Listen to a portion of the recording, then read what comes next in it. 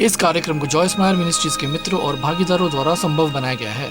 मैं अभी संतुष्ट हूँ क्योंकि मुझे विश्वास है कि परमेश्वर मेरी समस्या पर काम कर रहे हैं और मुझे पता है कि ये हमेशा के लिए नहीं रहेगा। तो मैं आगे बढ़ूंगी और सिर्फ परमेश्वर पर विश्वास करूंगी और दुखी होकर अपना दिन बर्बाद नहीं करूंगी।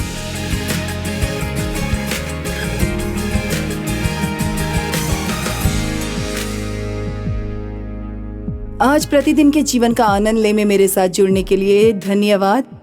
और मैं प्रार्थना करती हूँ कि जो वचन आज आप सुनेंगे वो आपके लिए जीवन बदलने वाला होगा। पिछले 2 दिनों से मैं सामर्थ्य विचार के बारे में बात कर रही हूँ और आज मैं उस शिक्षण का समापन करूंगी। सामर्थ्य विचार क्या है?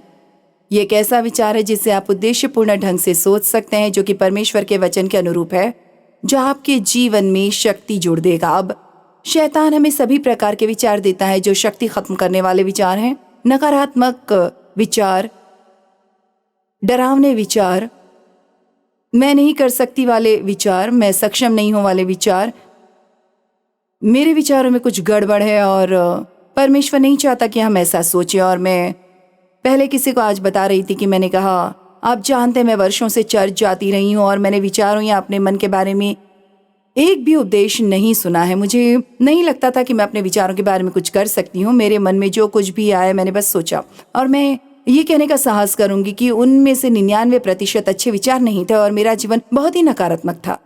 बहुत सारी बुरी चीजें, मेरे पिता द्वारा यौन शोषण, जिससे पहले आदमी से मेरी शादी हुई थी, उसने दुर्व्यवहार किया, वो मुझसे भागता था, काम नहीं करता था, मेरे पास अच्छा अनुभव नहीं था। दरअसल जब मैं 20 साल की उम्र की थी तो मुझे कुछ भी याद नहीं था कि मैं वास्तव में खुश थी। मेरे पिता ने मुझे नकारात्मक सोचना सिखाया और इसलिए बस मेरे विचार बिल्कुल बेकार थे और मुझे कुछ भी अच्छा होने की उम्मीद नहीं थी। मैं बस अगली बुरी चीज के घटित होने का इंतजार करती। और परमेश्वर ने मुझे बहुत कुछ सिखाया और हमारे जीवन का बहुत कुछ, और जीवन में हमारे साथ क्या होता है, यहाँ तक कि लोगों के साथ हमारे संबंध भी, वे हमारे विचारों पर वापस जाते हैं। और बाइबल हमें बताती है कि हम गलत विचारों को त्याग सकते हैं और हम सही विचारों को चुन सकते हैं। यह हमें यह भी सिखाता है कि यदि हम अपने मन को परमेश्वर के वचन के अनुसार नया नहीं करते हैं तो हमारे पास कभी भी वे चीजें नहीं होंगी जो परमेश्वर चाहता है कि हमारे पास हों। आप कितनी चीजों के बिना रह सकते हैं जो परमेश्वर चाहता है कि वो आपको मिले, जिसका उसने वादा किया, लेकिन आप जानते हैं सिर्फ इसलिए कि परमेश्वर कुछ वादा करता है इसका मतलब ये नहीं है कि ये हमारे सहयोग के बिना होगा। एक चीज जो हमें करने की जरूरत है वो है परमेश्वर जो कहते हैं उस पर विश्वास करना। और विश्वास करना कुछ ऐसा है जो आपके मन में और आपकी आत्मा में घटित होता है, और आप जो कहते हैं वो भी महत्वपूर्ण है। बाइबल कहती है हृदय के बहुतायत से मुंह बोलता है, तो हम जो सोचते हैं वो हमारे मुंह से निकलता है। तो मैंने 6 सामर्थ्य विचार किए हैं, उनके बारे में बात करनी है। और लेकिन हम सलाह देते हैं कि आप 1 साल का कमिटमेंट बनाएं और आप 1 महीने के लिए एक सामर्थ्य विचार लें और आप उस पर मनन करें, इसे जोर से बोलें। और मैं जानती हूँ कि 30 दिन एक लंबा समय है और मैं एक ऐसी व्यक्ति हूँ जो काम पूरा करना, इसे खत्म करना पसंद करती हूँ। और मैंने अपने बारे में भी सोचा, क्या मैं ऐसा कर सकती हूँ? क्या मैं 1 महीने तक उसी पर ध्यान दे सकती हूँ? खैर, मुझे पता है कि अगर मैंने ऐसा किया तो ये मेरा हिस्सा बन जाएगा और तब ये कुछ ऐसा होगा जिसे करने के लिए अब मुझे प्रयास नहीं करना होगा। मैं बस इसे करूंगी। मुझे कभी भी अपने दांत ब्रश करने की कोशिश नहीं करनी पड़ती। और हमारे पास ऐसी कई अच्छी आदतें हैं, लेकिन हमारे पास कुछ बहुत बुरी सोचने की आदतें भी हैं। और आज हम 7वें नंबर पर आ गए हैं और नंबर 7 का सामर्थ्य विचार जो आप सोच सकते हैं वो वास्तव में आपकी मदद करेगा। मैं संतुष्ट हूं और भावनात्मक रूप से स्थिर हूं। वाह! मैं संतुष्ट हूं और मैं भावनात्मक रूप से स्थिर हूं। मैं अपनी परिस्थितियों से प्रभावित नहीं हूं। मुझे पता है कि मैं क्या विश्वास करती हूँ परमेश्वर के बारे में। मुझे उस पर भरोसा है, मुझे विश्वास है कि उसका वचन सच है। और जब मुझे कोई समस्या होती तो मुझे बिल्कुल निराशा महसूस नहीं होती। मैं उन चीजों के बारे में बात कर रही हूँ जिनके बारे में आप कर सकते हैं कि इससे आपका जीवन में फायदा हुआ है। मेरा मतलब, मैं वैसी हुआ करती थी जिसे मैं कहती हूँ यो मसीह, मेरी यही परिस्थिति थी, मैं ऐसा ही सोचती थी। लेकिन मैं बहुत खुश हूं, पर ये नहीं कह सकती कि अपनी परिस्थितियों से कभी प्रभावित नहीं होती, क्योंकि मैं अभी भी बढ़ रही हूँ। अब मैं भावनात्मक रूप से काफी हद तक स्थिर हूँ और निश्चित रूप से 45 साल पहले ऐसा नहीं था जब मैंने पहली बार परमेश्वर के वचन का अध्ययन करना शुरू किया और मैं संतुष्ट नहीं थी। चाहे मेरे पास कुछ भी हो, मैं संतुष्ट नहीं थी। मुझे ये भी नहीं पता था कि मैं संतुष्ट क्यों नहीं थी, परंतु पौलुस ने फिलिपियो 4:11 में कहा, मैंने संतुष्ट रहना सीख लिया है। मुझे आश्चर्य है कि वास्तव में ये सब उसके लिए क्या था। शायद आखिरकार उसे पता चल गया कि मेरे पास क्या है, कि असंतुष्ट होना बेकार है। कोई व्यक्ति जो हमारे लिए काम करता है, मैंने उसे दूसरे दिन देखा और उन्होंने कहा, आप कैसी हैं जॉयस? मैंने कहा, मैं अच्छा कर रही हूँ, क्योंकि किसी और चीज का होना अच्छा नहीं है और ये वास्तव में नहीं है। आप खुश भी रह सकते हैं और अच्छे भी रह सकते हैं, क्योंकि जो आपको मिला है वही आपको मिला है और आप इसके बारे में जो कर सकते हैं वो करें। और यदि आप परमेश्वर की प्रतीक्षा कर रहे हैं तो आप सभी परेशान होकर परमेश्वर को जल्दबाजी में नहीं पाएंगे। बाइबल कहती है, लेकिन ईश्वरीय भक्ति से संतुष्ट रहना एक महान लाभ है। संतुष्ट रहना, बस सोचे कि ये कितना अद्भुत है। वाह, ये तो बहुत ही बढ़िया है। यदि बारिश हो रही है तो आप संतुष्ट हैं, यदि बारिश नहीं हो रही है तो आप संतुष्ट हैं, यदि आपके पास बहुत कुछ है तो आप संतुष्ट हैं, यदि आपके पास बहुत कुछ नहीं है तो आपको संतुष्टि मिलनी चाहिए। बस संतुष्ट रहना। और मैं जानती हूँ कि हमारे पास ऐसे लोग हैं जो लिखते हैं या कॉल करते हैं और कहते हैं, मैं इस समस्या या उस समस्या से कैसे संतुष्ट रह सकते हो। खैर, ये होना ही चाहिए, मसीह में संतुष्ट होना। और आप जानते, जब आप उस पर भरोसा करते हैं और आप वास्तव में मानते हैं कि वो आपसे प्यार करता है, तो कुछ अन्य शक्तिशाली विचारों के बारे में हमसे बात की है। जब आप वास्तव में विश्वास करते हैं कि आपको डर में नहीं रहना, तो आप जानते हैं कि आप अभी संतुष्ट हो सकते हैं, क्योंकि ये समस्या हमेशा के लिए नहीं रहेगी। समस्याएं हमेशा नहीं रहती, आती हैं और चली जाती हैं। पौलुस ने कहा, मैंने संतुष्ट रहना सीख लिया है। अब संतुष्ट रहने का मतलब यह नहीं है कि आप कभी भी अपनी परिस्थितियों में बदलाव नहीं देखना चाहेंगे। आप में से बहुत से लोगों के जीवन में समस्याएं हैं और आप कहते हैं ऐसा कोई तरीका नहीं है जिसमें से हमेशा इससे संतुष्ट रह सको। लेकिन परमेश्वर फिलिपियों 4 में यही कहता है, संतुष्ट रहने का मतलब है उस बिंदु तक संतुष्ट होना जहां मैं परेशान या व्याकुल नहीं हूं, चाहे मैं किसी भी स्थिति में हूं। हे परमेश्वर, मुझे ये पसंद है। दूसरे शब्दों में, मैं अभी संतुष्ट हूं क्योंकि मुझे विश्वास है कि परमेश्वर मेरी समस्या पर काम कर रहे हैं और मुझे पता है कि यह हमेशा के लिए नहीं रहेगा। तो मैं आगे बढ़ूंगी और सिर्फ परमेश्वर पर विश्वास करूंगी और दुखी होकर अपना दिन बर्बाद नहीं करूंगी। असंतोष बेकार है, ये बिल्कुल कुछ भी नहीं बदलता। मुझे लगता है कि ये दुनिया की सबसे धन्य चीज है और मैं चाहती हूँ कि आप इसे सुने, क्योंकि मैं अगर आपने आज इस स्टेटमेंट के अलावा कुछ नहीं सुना तो ये पूरा कार्यक्रम सुनने लायक है। मैं चाहती हूँ कि दुनिया में सबसे धन्य चीज ये है कि आप जो चाहते हैं वो न मिले और फिर भी खुश रहे। ओह, मैं खुद ताली बजाऊंगी, मुझे ये पसंद है। ये कितना आशीषित है। मैंने कितने साल बर्बाद किए। अगर मेरे तरीके से काम नहीं हुआ तो मैं निराश होती, अगर मेरे तरीके से काम हुआ तो मैं नाराज नहीं होती। अब मुझे पता है कि आप में से कोई भी ऐसा नहीं है, लेकिन मैं ऐसी थी। लेकिन ये कितना आशीषित है। अगर आपको अपना रास्ता नहीं मिलता, आपको वो नहीं मिलता जो आप चाहते और आप किसी भी तरह खुश रह सकते हैं, वो विजय है और वो शक्ति है। और आप इस तरह से बन सकते हैं। उसका एक हिस्सा बार बार सोचना, मनन करना, इसे अपने मन में बार बार रोल करना है। मैं संतुष्ट हूं, मैंने संतुष्ट रहना सीख लिया है, चाहे मुझे घटी रहे या चाहे बहुतायत। मैंने संतुष्ट रहना सीख लिया है क्योंकि मुझे परमेश्वर पर भरोसा है। मुझे विश्वास है कि वो मुझसे प्यार करता है, वो मेरे लिए सर्वश्रेष्ठ चाहता है। और मुझे नहीं पता कि ये चीज कितने समय तक चलेगी जो मुझे पसंद नहीं है, लेकिन मुझे पता है कि परमेश्वर इसे रास्ते से हटा देगा और शायद इस बीच इसे मेरे जीवन में किसी ऐसी चीज के लिए उत्पन्न करेगा जो बाद में मुझे लाभ पहुंचाएगी। ओह हाँ, परमेश्वर कभी कभी हमारे जीवन में कुछ सबसे कठिन चीजों का उपयोग करेंगे, हमें कुछ अच्छे महान सबक सिखाने के लिए जो हमने सीखे हैं। दुख एक विकल्प है। मैंने उसके चारों ओर एक बड़ा घेरा बनाया। यदि आप चाहें तो आप दुखी हो सकते हैं, लेकिन ऐसा करना जरूरी नहीं है। कौन कहता है कि आपको दुखी होना पड़ेगा? खैर जॉयस, मेरे बच्चे संकट में और ये और वो सब कुछ। मैं जानती हूं, मैं बिल्कुल आपकी जैसी ही व्यक्ति हूं। मैं उन्हीं चीजों से गुजरी हूं। मैं इन्हीं सिद्धांतों को अपने जीवन में लागू करना चाहती थी। ऐसा नहीं है कि ये सब मेरे नियंत्रण में और मुझे कभी कोई समस्या नहीं होती। मुझे इन चीजों के साथ वैसे ही काम करना है जैसा आपको करना है। और कभी कभी आप जानते, कुछ चीजें मेरे लिए शायद किसी और समय से भी अधिक समस्या बन जाती है और मुझे अपने शक्ति विचारों के बारे में जो कुछ पता है उस पर वापस जाना होगा। और मैं आपको बताती हूँ, अगर आप अपनी सोच सही कर ले, अगर आपकी सोच बदबूदार है तो आपका जीवन बदबूदार होगा।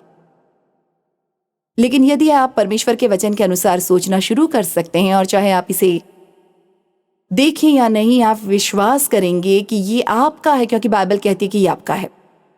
मेरा मानना है कि परमेश्वर अपनी ताकत के जरिए जो कुछ भी करने को कहते हैं वो मैं कर सकती हूँ। मेरा मानना है कि परमेश्वर मुझसे प्यार करते हैं और मैं मसीह के माध्यम से परमेश्वर के साथ सही हो गई हूँ। मैं नहीं डरूंगी, मैं जानती हूँ कि परमेश्वर मेरी ओर है। मुझे चिंता करने की जरूरत नहीं है, परमेश्वर मेरा ख्याल रखेंगे। वे सभी अलग अलग चीजें जिनके बारे में हम बात कर रहे हैं, और एक सकारात्मक, खुश, उन्नति करने वाला मन होना कितना अद्भुत है। अन्य लोगों के लिए एक आशीष होना, मुझे स्वार्थी और स्वकेंद्रित नहीं होना है और हर समय अपने आप को अपने मन में नहीं रखना है। मैं अन्य लोगों के लिए आशीष बन सकती हूँ। दुख एक विकल्प है। सोचे और कहे, मैं संतुष्ट हूँ चाहे मेरी परिस्थितियां कुछ भी हो, मैं सभी स्थितियों में भावनात्मक रूप से स्थिर हूँ। अच्छा, आप जानते हैं क्या, कई वर्षों तक मैं भावनात्मक रूप से स्थिर नहीं थी। देव ने एक बार कहा था कि मेरे काफी बेहतर होने के बाद, उन्होंने कहा, मुझे याद है जब मैं रात के काम से घर आती थी और ये सोचते हुए हाईवे पर गाड़ी चलाती, तो मुझे आश्चर्य है कि वो आज रात कैसी होगी। और क्या आपको पता है, ऐसे किसी व्यक्ति के साथ रहना आसान नहीं है। मैं अपनी परिस्थितियों से नियंत्रित थी, और वो नहीं है जो परमेश्वर हमारे लिए चाहता है। सिर्फ इसलिए कि आप कुछ महसूस कर रहे हैं, इसका मतलब ये नहीं है कि आपको कुछ करना होगा। आपको ऐसा महसूस हो सकता है कि आप मूड खराब लिए घूम रहे हैं, लेकिन आप खुद से बात कर सकते हैं, उससे बाहर निकल सकते हैं। नंबर 8, परमेश्वर मेरी सभी जरूरतों को बहुतायत से पूरी करते हैं। ये आरामदायक। मैंने कई साल पैसों के डर और पर्याप्त न होने के डर में बिताए, और आप जानते हैं मैं जिस तरह से बड़ी हुई और मैं जिस अव्यवस्थित परिवार में थी और मेरे पिता जिस तरह से थे, उसके कारण उन्होंने कभी भी मेरे लिए कुछ नहीं किया। मेरा मतलब है, जब मैं 13 साल की थी तब मैं काम पर चली गई थी और मुझे हमेशा अपने लिए सब कुछ प्रदान करना पड़ता था। मेरा मतलब है, उन्होंने मेरे सामान्य कपड़े खरीदे, और लेकिन जैसे मेरे पिता की क्लास रिंग नहीं खरीदते, वो मेरे लिए स्कूल पिक्चर्स नहीं खरीदते, वो मेरे लिए ग्रेजुएशन ड्रेस नहीं खरीदते। मेरा मतलब है, वे सभी चीजें अगर मुझे उनमें से कुछ भी चाहिए था तो मुझे वो प्राप्त आसानी से नहीं हो पाता था, और इसलिए जहाँ पैसों का सवाल था वहां मुझे बहुत डर लगता था। खैर, डेव एक धार्मिक घराने में बड़े हुए, और यद्यपि उनके परिवार के पास बहुत कुछ नहीं था, तथ्य की बात है वे गरीबों की श्रेणी में आते। उनके पास अधिकांश कपड़े दूसरों के पहने हुए थे, लेकिन उनकी एक ईश्वरीय माँ थी जिसने उनका पालन पोषण बहुत ही ईश्वरीय तरीके से किया। और जहाँ पैसों का सवाल था वहां डेव को डर नहीं था। जब हमारी शादी हुई तब से हम दशमांश देते थे, और डेव ने हमेशा कहा, चिंता करने का कोई मतलब नहीं है, हम वही करते जो परमेश्वर कहते हैं। और उसने हमेशा ऐसा किया। हमारे पास वो सब कुछ नहीं था जो हम हमेशा चाहते थे, लेकिन हमारे पास हमेशा वो सब कुछ था जिसकी हमें आवश्यकता थी। और परमेश्वर ने हमेशा वो सुनिश्चित किया कि हम अपने बिल का भुगतान कर सकें। और मैं पीछे मुड़कर देखती हूँ और मुझे पता है कि वे कमजोर साल जो हमने बिताए थे हमारे लिए अच्छे प्रशिक्षण के थे, ताकि हम ये सीख सके कि दुनिया भर में टेलीविजन पर आने के लिए और अब हमें कितनी बड़ी मात्रा में धन की आवश्यकता है, और इसके बारे में चिंता न करें। दुनिया भर में सेवकाई करने के लिए और उन सभी लाखों लोगों की मदद करने के लिए जिन्हें हम भोजन, पानी और उनकी जरूरत की विभिन्न चीजों की सहायता करेंगे। 3 यूहन्ना 2 कहता है, प्रिय, मैं प्रार्थना करता हूँ कि तुम हर तरह से समृद्ध हो और कि तुम्हारा शरीर भला चंगा रहे, वैसे ही जैसे मैं जानता हूँ तुम्हारा प्राण भला और समृद्ध रहे। अब आप जानते हैं ये एक बड़ा शास्त्र है, और मैं बस इसे तुरंत टुकड़ों में आपको बताऊंगी। मूल रूप से ये मुझसे क्या कह रहा है, मैं चाहती हूँ कि आप शारीरिक रूप से धन्य हो, लेकिन केवल उसी के अनुरूप कि आपका प्राण कैसे समृद्ध है। दूसरे शब्दों में, परमेश्वर हमें उससे अधिक नहीं देगा जिसे संभालने में हम सक्षम हो। पैसा होना बहुत अच्छी बात है, लेकिन आपको ये जानना होगा कि परमेश्वर आपको ये क्यों देता है, और इसलिए नहीं कि आप स्वार्थी और आत्मा केंद्रित हो जाए। परमेश्वर चाहता है कि आपके पास अच्छी चीजें हो, लेकिन वो ये भी चाहता है कि आप सुसमाचार का प्रचार करें, लोगों को आशीष दो, लोगों की मदद करें जिनके पास आपसे कम है। लेना से देना अधिक धन्य है, और आप अपने जीवन में देने और लेने का चक्र शुरू कर सकते हैं जो कभी खत्म नहीं होता। दो और वो तुम्हें दिया जाएगा। अच्छा माप दबा दबा कर हिलाकर मनुष्य तुम्हारी गोद में दे देंगे, और तब आपको हमेशा बोने के लिए बीज मिलेगा और आपके पास खाने के लिए हमेशा रोटी होगी। बाइबल हमें यही सिखाती है। परमेश्वर मेरी सभी जरूरतों को बहुतायत से पूरी करते हैं। ठीक है, ऐसी मानसिकता विकसित करें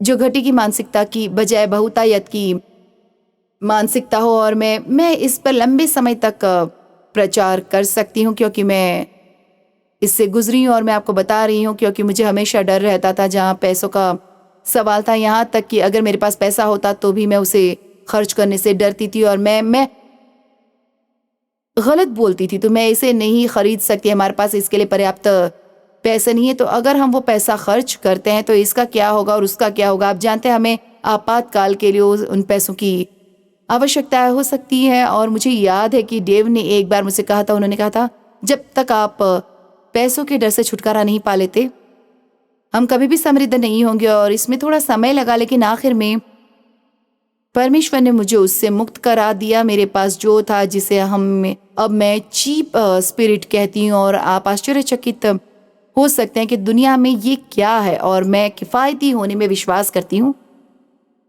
मैं पैसों का सम्मान करने में विश्वास रखती हूँ। मुझे लगता है कि यदि आप पैसों की अपेक्षा रखते हैं तो आपको पैसों का सम्मान करना होगा। लेकिन मैं तब भी, जब मेरे पास पैसा था, मैं इसका आनंद नहीं ले पाती थी।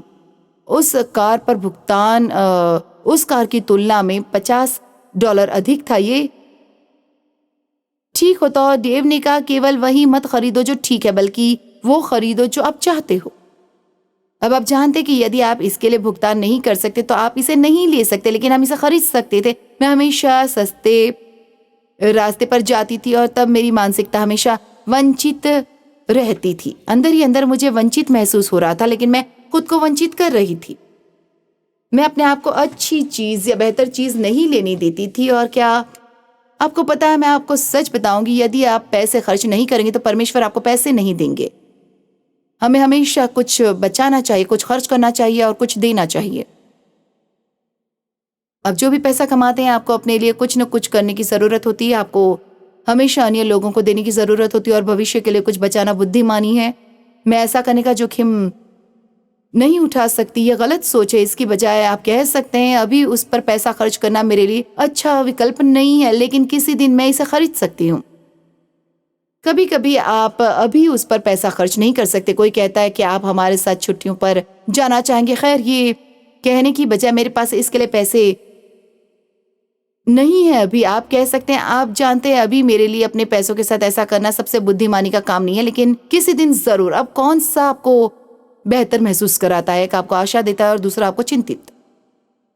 और परमेश्वर को वास्तव में मुझे एक क्षेत्र में सिखाना था कि अगर मैं चाहती हूँ कि वो मुझे आर्थिक रूप से आशीष दे तो मुझे हर समय जहाँ पैसों का सवाल हो वहां डरना बंद करना होगा। ओह, मुझे ये सचमुच बहुत पसंद है, लेकिन इसमें बहुत पैसा लगेगा। मुझे विश्वास है कि अगर मैं कुछ और जगह देखूं तो मुझे सस्ता मिल जाएगा। मुझे नहीं लगता कि उनके पास अब ये है, लेकिन किराने की दुकान में उनके पास एक डेंटेड कैन बास्केट हुआ करता था और वे ऐसे डिब्बे थे जिन पर लेबल नहीं था या उनमें डेट नहीं थी, और इसलिए आप वास्तव में बिना लेबल वाले को कभी नहीं जानते थे। आप वास्तव में नहीं जानते थे कि आप क्या प्राप्त कर रहे थे। लेकिन एक पीस का 10 सेंट था और इसलिए मैं उस 10 सेंट को इस उम्मीद में खर्च कर देती कि मुझे पीचीज मिलेंगे। और कभी कभी मुझे कुत्ते का खाना मिलता उनमें से, और मेरे पास कुत्ता नहीं था। खैर, इससे मुझे कोई मदद नहीं मिली।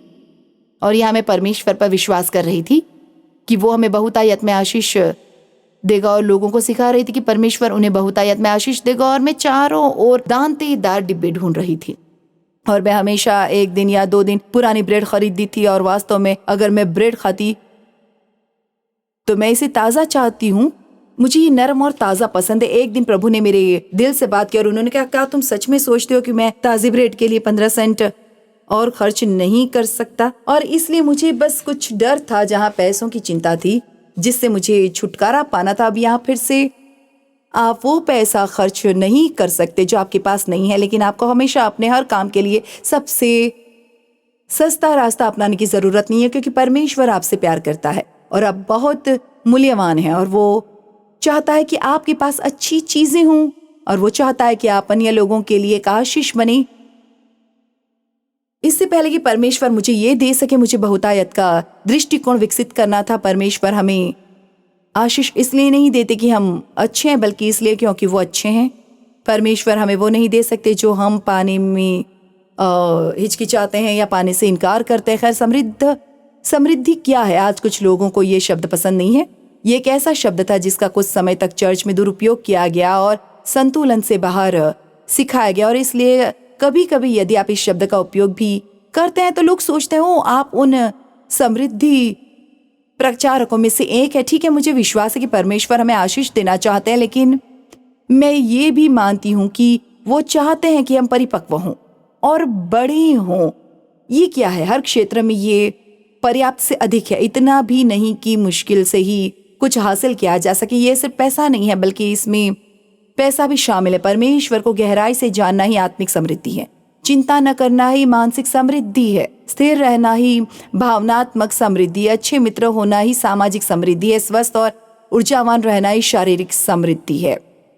यहोशू 1:8 हमें परमेश्वर के वचन पर मनन करने की शक्ति बताता है। व्यवस्था की ये पुस्तक तुम्हारे मुंह से निकलने न पाए, और उसका मतलब ये नहीं है कि आपको ये वचन नहीं बोलना चाहिए। इसका मतलब ये माना जाता है कि ये वचन हर समय आपके मुंह में रहता है और आप इसे लगातार बोले जा रहे, लेकिन तुम मनन करना किसी चीज को अपने मन में बार बार घूमने दें दिन और रात। इसका मतलब ये नहीं है कि आप पूरी रात जागते रहें वचन पर मनन करने के लिए, लेकिन आप जानते हैं कि यदि आप आधी रात में जागते हैं वचन पर मनन करें, और आप आश्चर्यचकित होंगे कि दुश्मन आपको कितनी जल्दी सोने देगा, ताकि आप उस पर गौर करें और उसमें जो कुछ भी लिखा है उसके अनुसार कार्य करें। ये सिर्फ इसके बारे में सोचने के बारे में नहीं है। आप इसके बारे में सोचते हैं, आप इसके साथ अपने मन को नया करते हैं, इसलिए आप इसे कर सकते हैं। तब तुम अपना मार्ग सफल करोगे और तब तुम बुद्धिमानी से काम करोगे और अच्छी सफलता पाओगे। भजन संहिता 35:27, जो मेरे धर्म के पक्ष में और मेरी सीधाई से प्रसन्न है, वे आनंद से जय जयकार करें और आनंदित रहें और निरंतर कहते रहें, प्रभु का धन्यवाद हो जो अपने दासों की समृद्धि से प्रसन्न होता है। दाऊद ने भजन 23 में क्या कहा? प्रभु मेरा चरवाहा है, मुझे घटी न होगी। घटी की मानसिकता न रखें। मैं कभी भी नया घर नहीं ले पाऊंगी, मैं कभी भी नई कार नहीं ले पाऊंगी, मैं इसे खरीद नहीं सकती। मैं जो खरीद नहीं सकती, शायद आप अभी इसे नहीं खरीद सकते, लेकिन एक मानसिकता रखे, वो दिन आएगा जब आप ऐसा करने में सक्षम होंगे। मुझे याद है जब मुझे इतने कम बजट पर रहना पड़ता था और मैं किराने की दुकान पर जाती, और मेरा मतलब है मेरे पास 2 सप्ताह के किराने के सामान के लिए $70 थे और मैं उससे अधिक बिल्कुल भी खर्च नहीं कर सकती थी। और तब तक मेरे 3 बच्चे हो चुके थे, या शायद चौथा भी, और मैं कुछ चीज़ें हैं जो मैं चाहती थी, मुझे पसंद था, मुझे स्टेक खरीदना अच्छा लगता था, लेकिन हम उसे खरीद नहीं सकते थे। तब हम वो अधिकार प्राप्त नहीं कर सके, और मुझे याद है कि मैं स्टोर पर जाती थी और कहती थी कि ये वो बजट है जिसका मुझे अभी पालन करना है, लेकिन किसी दिन मैं स्टोर में आऊंगी और कीमतों को देखे बिना कुछ भी खरीद सकूंगी।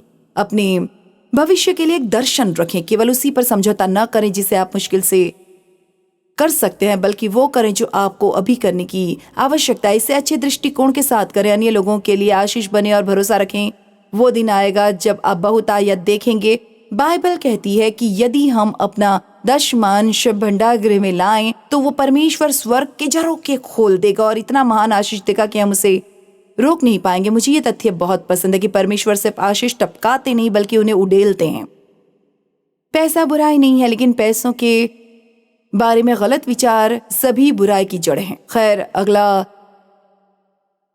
जिसका मैं केवल उल्लेख कर पाऊंगी वो है, मैं परमेश्वर स्वयं को दूसरों के साथ शांति में रहती हूँ। ओ शांति अद्भुत है। तो 1 महीने तक ये स्वीकार करना अच्छा है, मैं एक शांतिपूर्ण व्यक्ति हूँ और मुझे हर समय शांति मिलती है। मैं परमेश्वर के साथ शांति में हूँ, मैं खुद के साथ शांति में हूँ और मैं लोगों के साथ शांति में हूँ। और यही 1 पत्रस 3:11 कहता है, अपने जीवन में शांति के लिए काम करें।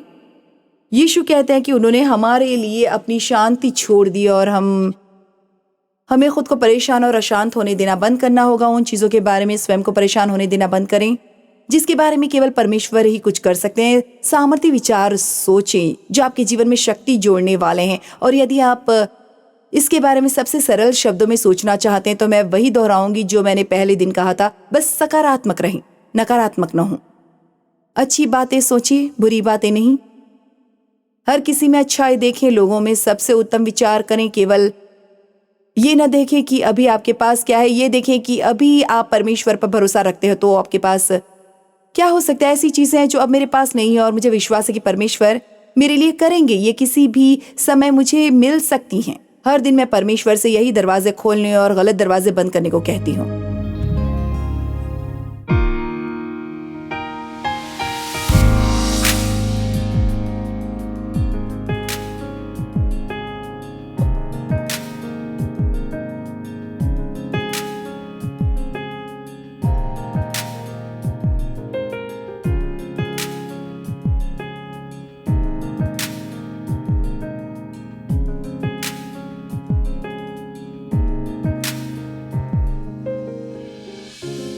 इस कार्यक्रम को जॉयस मायर मिनिस्ट्रीज के मित्रों और भागीदारों द्वारा संभव बनाया गया है।